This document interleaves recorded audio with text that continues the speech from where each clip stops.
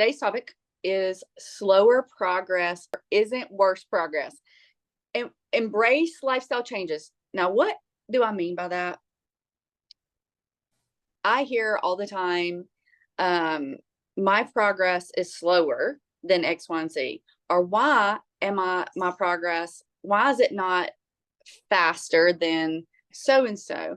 Or should my progress be faster than this? Just because we have slower progress than people you see on social media or people you see at work, or the standard or the expectation that you have for yourself because you did a diet a couple years ago and you lost a lot of weight, whatever it is. Slower progress does not mean it's worse than what you before or so and so. It doesn't mean that it's worse. We as a community of women who are striving to improve our life, we have to embrace lifestyle changes, and our journey is not going to look like everyone else's.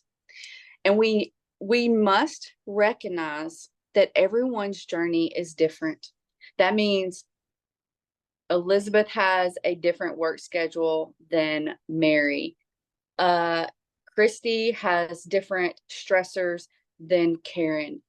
We live different lives. We have different responsibilities. We have different genetics. The list goes on and on. So we can't compare ourselves to others and think that we should be getting the same results. Comparing yourself to others, not only is it unhealthy for your mindset, but it's going to lead to a lot of negative self-talk. And what happens when we allow negative self-talk in? We don't stay consistent.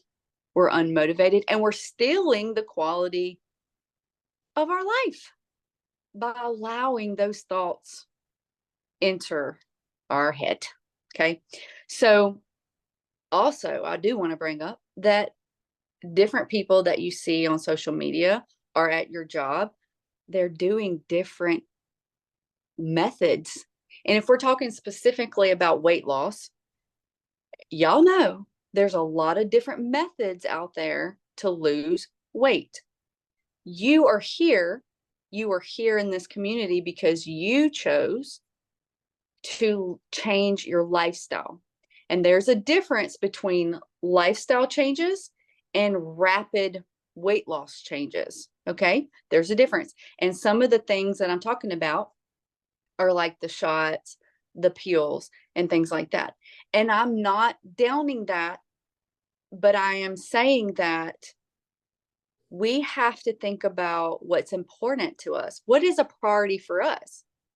And we are here because we want a healthier lifestyle. So I know that you want a healthier lifestyle because you're here. So if you're comparing your journey, your weight loss, your success, whatever progress that you're striving to achieve to so-and-so who's doing another method and possibly a more rapid weight loss method, do you think that that's fair to you? Do you think it's fair for you to compare yourself to that? Because we do have to remember the potential risk of not changing our lifestyle and engaging in more of the rapid weight loss strategies. There are risks that people put themselves in. Some of them, sustainability issues. When people are doing quick methods to lose weight, they're going to run into sustainability issues. It's not sustainable. Another thing is nutrient deficiencies. Nutrient deficiencies. What in the world what complications can be caused from that? Oh my gosh, the list goes on and on. Hair loss, muscle loss, brain fog, illnesses, diseases. Nutrient deficiencies can cause so many different things. How about absorption problems? Because gut health is disturbed. So the body's not wanting to absorb even the nutrients that you are intaking. So there are a lot of risk when it comes to some of the rapid weight loss strategies.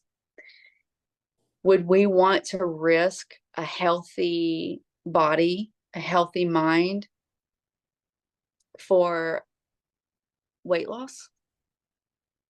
Do we want to risk that? No, we don't. We want to do it healthy and sustainable, and we want to improve the quality of our life. So it's not worth giving up our hair, giving up our bone mass, our muscle mass. It's not worth it. Where we are in our journey is exactly where we need to be, with a strong mindset and strong positive self-talk. I want to circle back around to how important nourishment is. And we encourage in this program to eat for nourishment, not eat for weight loss, but eat for nourishment. With weight loss is a byproduct of that. And why do we do that? To make sure that gut health is optimal, to make sure that we are supporting our gut, because the gut is really one of the most important factors to your optimal health. It does everything for you. It helps shed inflammation. It helps absorb your food, digest your food, get rid of toxins. The list goes on with gut health.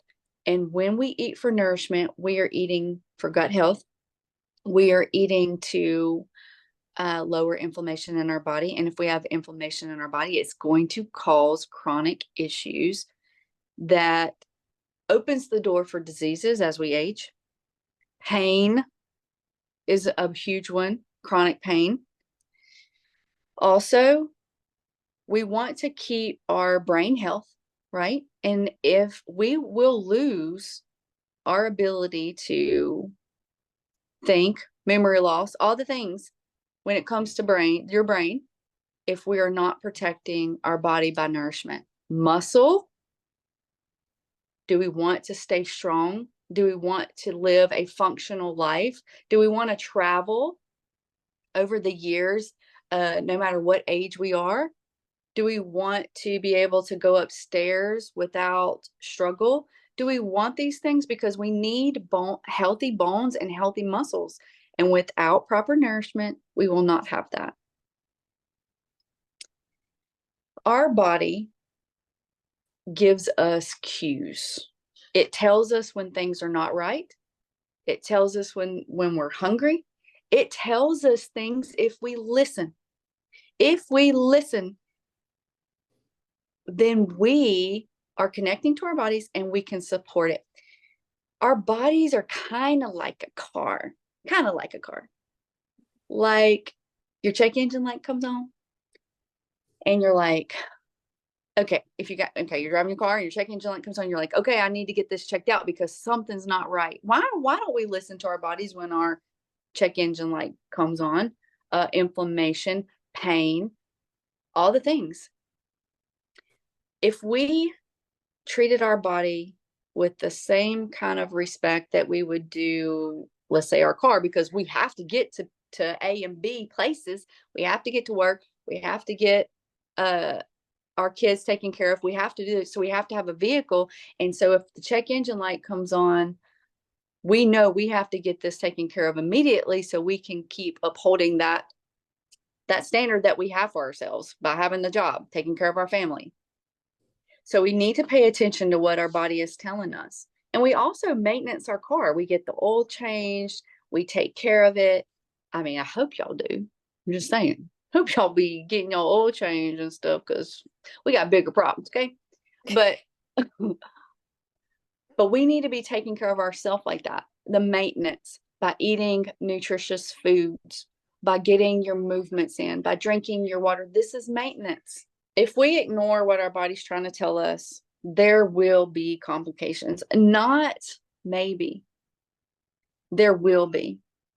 And I heard a quote this morning, or I guess it's a quote. She said, if you listen to your body's whispers, you won't have to hear it yell later. And I thought that was very powerful. Simple, feels powerful. She said, if you listen to your body's whispers, you will not have to hear it yell later. And that's exactly what I'm just saying. If we listen to the things and we take action, meaning, so I'm circling back around to this, meaning if we're hungry, we need to eat. That is a symptom. That is, hey, I'm hungry. I need you to feed me. We feed it. In the diet realm world, they try to cover up hunger by distracting themselves. People, I heard people say, well, I just drank coffee and it stops my hunger. That's because it's a cortisol spike. So your body doesn't care about feeding itself if it's feeling a raise in cortisol. All it cares is about is surviving or seeking out, maybe there might be danger around. So you see what I'm saying? So that's the reason why people they lose hunger when they drink caffeine. So, but that's covering it up. The body's still hungry. It's just not notifying you. So listening and nourishing our body. So doing diet plans where we're trying to starve ourselves is not the way to a healthy, sustainable life.